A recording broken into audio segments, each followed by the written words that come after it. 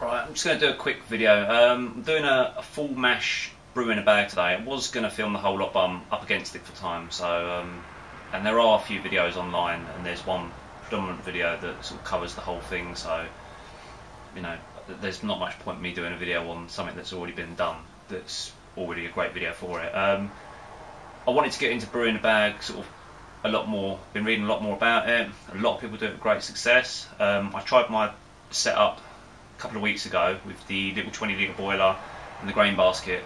It went terribly wrong. The grain basket holds enough grain to do like a little mini batch of beer. First problem, I added the grain all at once, then the water, which was impossible to stir. Should have added it bit by bit. The mash was okay. The boiler didn't like the grain basket sort of being on the bottom bit where the element was. Made some strange noise. It wasn't a great idea on my part. Then the boiler cut out during the boil several times. The Buffalo boilers have a severe problem with cutouts and the thermal switch underneath and the thermal fuse. I had spares with me, but it was late at night and I just couldn't bother to open it up and change them over, so I just dug out the boil pot that I've got behind me that's covered up at the moment, which is 33 litre, tipped it all in that and got the boil on.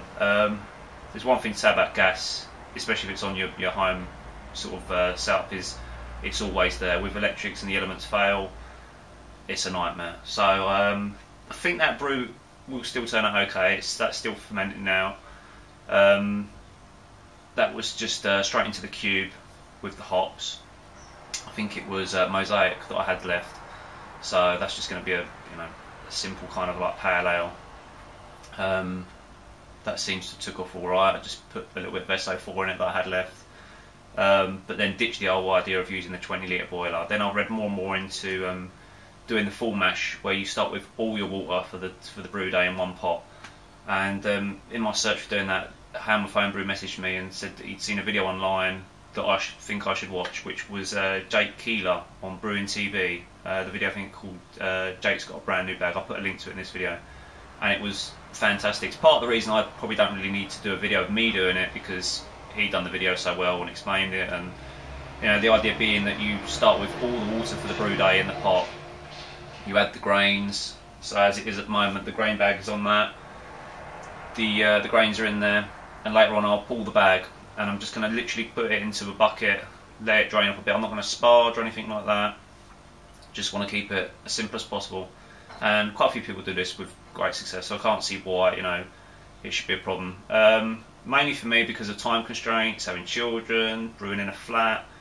I just hope it means I can brew more when I want to brew and not have to have too much to worry about, of like stressing the missus out, having too much in the kitchen. Having a free vessel in a kitchen like this, although it's quite spacious, it's problematic when there's children running around, and so having this, pretty much I've got everything here is what I need. So behind me is a 33 litre stock pot. It has a temperature gauge on the front, which is a Blickman thermometer. You can get cheaper ones, that's just the one I chose to go with. It's got a ball valve on it. It has a hop filter inside. I'd recommend having another thermometer just to be sure. I wouldn't rely on just one thermometer, which I did and check the mash. One of these like sieve things, you get these from IKEA, sometimes Aldi sell them. I've had mine for a long time and they work really well because of the arms stretch out. A lot of people have been picking these up lately. Trial jar and hydrometer. Something to ferment in. I'm using these little 10 litre water containers, especially if I'm doing a no chill. I just pitch it straight into them, put the hops in. Or you could even use, this is the bucket I'm going to use to put the grain bag in, so it drains off. So you could use that to drain your, I use this for everything. I put the grains in it last night when I weighed them out, then put them in the thing. I put the grain bag in this to drain the rest of the water off of the bag, and then you could ferment in that as well. So you kind of don't need too many extra vessels if you want to kind of like limit how much you're going to use. And then obviously a water chiller. If you're going to do the no chill, you don't need that, but for this I want to chill it down. I'm going to just do a simple bitter today, which is in there with some Goldings. I'm just keeping it simple for the first one, doing like a dry run, seeing sort of the losses and whatnot.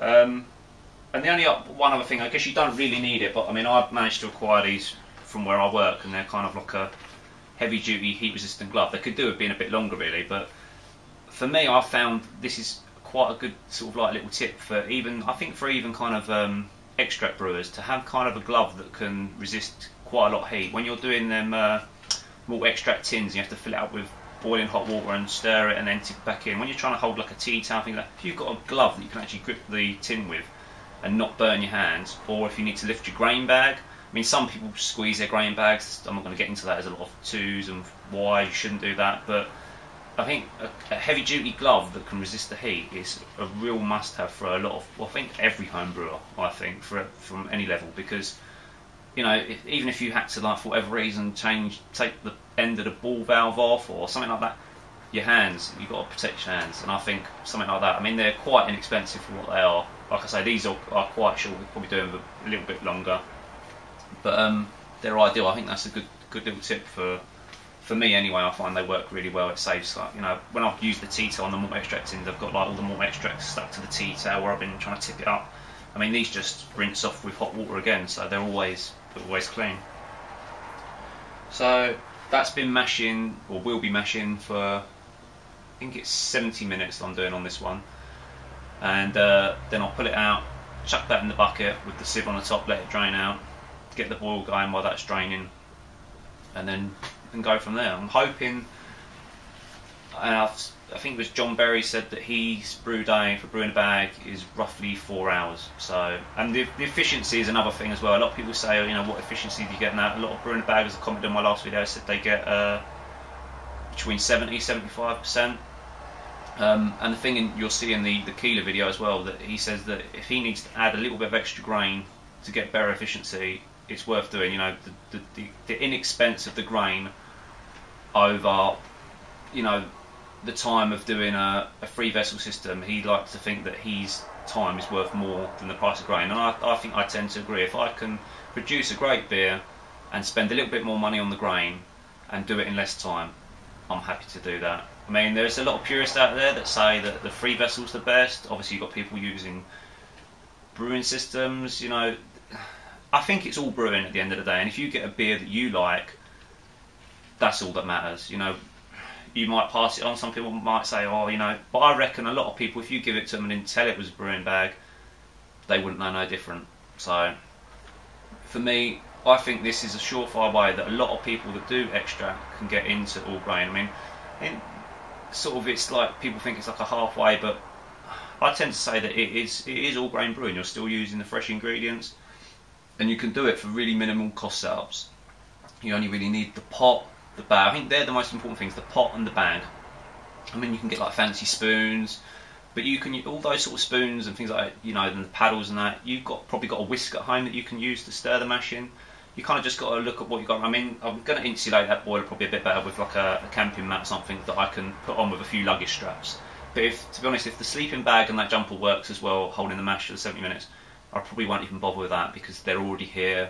Haven't got to spend any more money. It might look pretty, but if it does the job, you know, that's all that matters. So really, the pot and the bag are probably going to be your biggest outlays, but they're kind of going to be lifetime investments, I would hope. The pot, you know, treated well, you're not going to get too much go wrong with that. And the grain bag, the one that I got, I'll put the link down to where I got it from as well. It's so well made, you know. I can't see it going wrong. And it was quite inexpensive for what it was. I think it was like 15, 16 pounds or something. And it's been fantastic. I can't knock it. It's great. Considering the Richie's bag that I bought, like called a mashing bag, where it's quite strange. The sides of it are very fine and the bottoms are very coarse mash, so you get a lot more sort of bits and particles fall through it than you do on the bag that I bought online. And I paid about £10 for the Richie's bag at a homebrew shop versus one that someone's custom made for me. It fits my Buffalo 40 litre boiler if I ever use that, and it fits this one like a dream as well. So you can't knock that for an extra £5. You've got something that's made so much better than the shop bought one.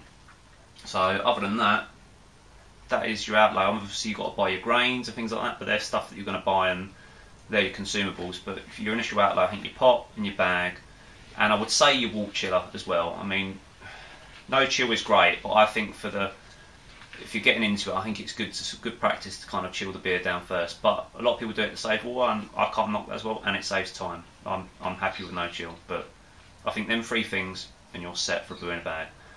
I possibly will film a brew day one day, but I just wanted to do like a quick kind of upload today for this, and it's already running to about 10 minutes. So, till next time, cheers.